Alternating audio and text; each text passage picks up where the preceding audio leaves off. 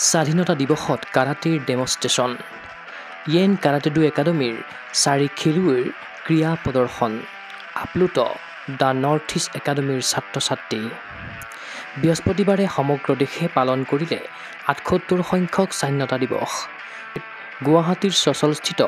the north east একাডেমীৰ প্ৰাংগণতো স্বাধীনতা দিৱস উদযাপন কৰিলে স্কুল কৰ্তৃপক্ষই পুৱা জাতীয় পতাকা উত্তোলন কৰাৰ লগতে বিভিন্ন কাৰ্যসূচী ৰূপায়ণ কৰে একাডেমীখনৰ ছাত্ৰ-ছাত্ৰীসকলে একাডেমীৰ অধ্যক্ষ প্ৰণৱ শইকীয়াৰ আমন্ত্ৰণক্ৰমে চেনচাই ভৱকান্ত এনৰ নেতৃত্বত এন কাৰাটে-ডো একাডেমীৰ পৰা যোৱা 4 গৰাকী খেলুৱৈয়ে শিক্ষক-শিক্ষয়িত্ৰী তথা ছাত্ৰ-ছাত্ৰীসকলৰ সন্মুখত কৰিলে কাৰাটেৰ ডেমনষ্ট্ৰেশ্যন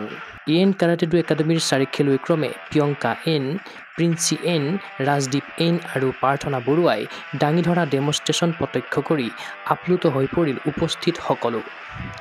স্বাধীনতা দিৱসৰ দৰে পবিত্ৰ দিনটোত কাৰাটেৰ ডেমনষ্ট্ৰেশ্যন কৰি আনন্দিত এন কাৰাটে-ডো একাডেমীৰ স্বত্বাধিকাৰী তথা মুখ্য প্ৰশিক্ষক চেনচাই ভৱকান্ত এন উল্লেখ্য যে এই অনুষ্ঠানত দ্য নৰ্থ ইষ্ট একাডেমীৰ অধ্যক্ষ প্ৰণৱ শইকীয়াৰ উপৰি মুখ্য অতিথিৰূপে উপস্থিত থাকিল